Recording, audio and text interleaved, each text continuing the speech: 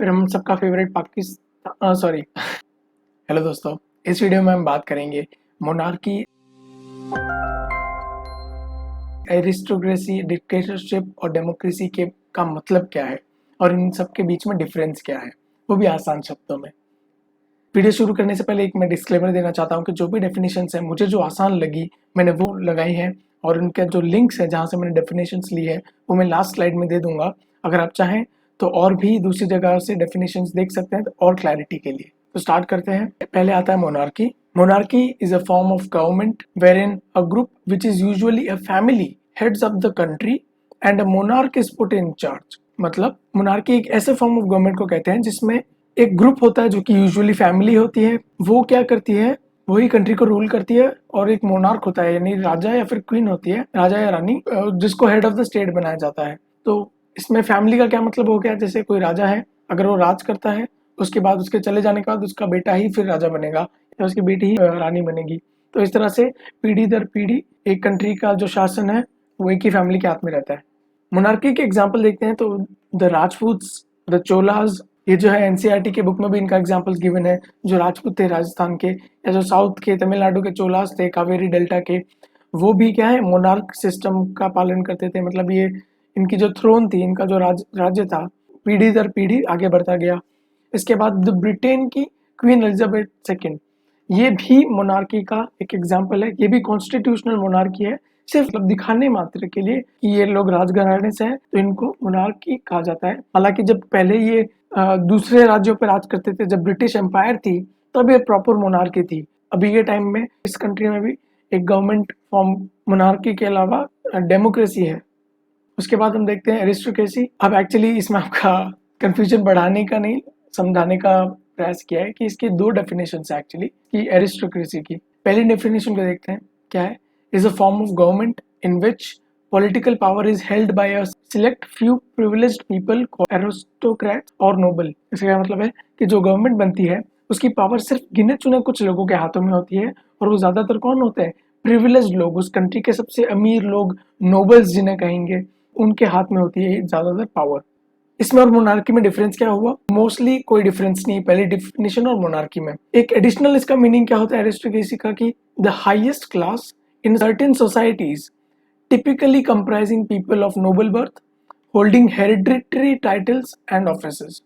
इसका मतलब क्या है कि कोई भी सोसाइटी में, कोई भी एक गिवन सोसाइटी या फिर कंट्री ले लेंगे तो उसमें जो भी हाईएस्ट क्लास होगी, हमारे सिर्फ इंडिया में ही क्लास सिस्टम नहीं चलता, पूरी दुनिया में काफी सारी कास्ट क्लासेस बढ़ रखी है, upper class, middle class, lower caste में। तो मान लीजिए कोई भी कंट्री ले रहे हैं, उसकी जो हाईएस्ट क्लास ज्यादातर होती है उसमें कौन ज्यादातर पावरफुल पीपल होते हैं या फिर जो कि नोबल बर्थ के पीपल होते हैं, जिनको ऊंची जात का कहा जाता है, और उन्हें जो ये इज्जत मिलती है ये हेरिडिटरी होती है। मतलब इनके पूर्वजों की कास्ट या क्लास होने की वजह से आज इनकी भी नोबलनेस जो है बनी हुई है। और ये जरूरी नहीं है कि ये गवर्नमेंट बनाए ही, हो सकता है कि एक ऊपर मोनार्क हो, उसके नीचे एरिस्टोक्रेसीज हो जो कि किंग के बहुत क्लोज है या फिर उस एरिया के बड़े जमींदार हैं, तो उनको ये मिल जाती है पोजीशंस।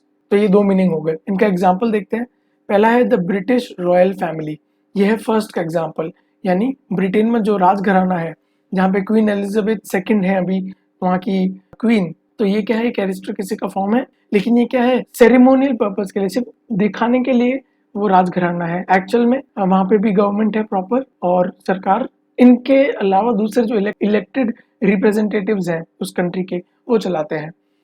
सेकंड का एग्जांपल जो हमने यहाँ देखी कि highest class in certain societies, उसका एग्जांपल है द ब्राह्मण कास्ट इन इंडिया। जो ब्राह्मणों की जो क्लास है इंडिया में, वो अपर क्लास में आते हैं, बहुत उनकी बहुत इज्जत होती है, वो ऊंची जाति माने जाते हैं। तो इस तरह का एग्जाम्पल हमने इंडिया में लिया। अब इसका यहाँ पे एक एडिशनल कंटेक्स्ट दिया है कि aristocrats typically inherit their titles of nobility, power and privileges. मतलब उनको जो भी टाइटल मिलता है, मान लीजिए उच्च जात का, तो वो अपनी फैमिली से ही मिलता है, उन्हें परिवार की विरासत में मिला है नाम। And may also be appointed to the aristocracy by monarch. मतलब एक मोनार्क के राज में भी एरिस्टोक्रेसी में आपका अपॉइंटमेंट हो सकता है। वहाँ पे जो राजा के करीबी होते हैं उनको ये पोजीशंस मिल जाती हैं, तो वो भी एरिस्टोक्रेट्स बन जाते हैं। इसके बाद हम देखते हैं meaning of dictatorship. Dictatorship is a government or a social situation where one person makes all the rules and decisions without input from anyone else. Dictatorship का मतलब होता है ऐसी सरकार जहाँ पे एक इंसान जो है वो सारे रूल्स बनाता है और सारे डिसीजंस लेता है उस देश के लिए, और वो किसी से इनपुट भी नहीं लेता, मतलब वो किसी की नहीं सुनता, उसके जो दिमाग में आता है वो करता है। इसके एग्जाम्पल क्या है? द नाजी जर्मनी के हिटलर थे, इनको आपने ये बहुत ही मशहूर डिक्टेटर थे। तो ये नाजी जर्मनी पे राज करते थे, इन्होंने कई लाखों ज्यूज को मरवाया था अपने आदेश पे, और बहुत ही इनफेमस डिक्टेटर थे। सेकंड थे इराक के सद्दाम हुसैन, ये भी वहाँ के डिक्टेटर थे, अपनी मन मर्जी चलाते थे। आखिर में इनको भी हटा दिया गया। इसके बाद आते हैं लास्टली डेमोक्रेसी पे। डेमोक्रेसी क्या होता है? Is a country in which the people choose there government by voting for it. इसका मतलब होता है ऐसी कोई भी कंट्री जिसमें सरकार कैसे चूज की जाती है, वो लोग जो है चुनते हैं सरकार को। ऐसे लोगों को सरकार बनाने के लिए भेजा जाता है जिनको लोगों ने इलेक्शन से जिताकर चुना है। तो इसमें क्या होता है, कंट्री जो है लोगों द्वारा रन की जाती है, एटलीस्ट कहने के लिए कि लोगों ने अपने में से कुछ इलेक्टिव्स या रिप्रेजेंटेटिव्स चुने और उनको पावर दी कि आप हमारे बिहाफ पे गवर्नमेंट कंट्री को चलाइए। इसके एग्जांपल्स क्या हैं? इंडिया, फिर USA, United states of America, फिर हम सबका फेवरेट पाकिस्तान, सॉरी लास्ट है पाकिस्तान। जी हाँ, ये actually one of the youngest democracies of the world है। 2003 में इन्होंने डेमोक्रेसी को अपनाया। ये जो सोर्सेज हैं मैंने यहाँ पे बता दिए हैं, और आपको फ्री नोट्स वीडियो के डिस्क्रिप्शन में मिल जाएंगे, तो वहाँ पे जाके आप डाउनलोड कर सकते हैं। उम्मीद करता हूँ आपके वीडियो का एक्सप्लेनेशन समझ आया होगा। मिलता हूँ आपसे अगली वीडियो में। धन्यवाद।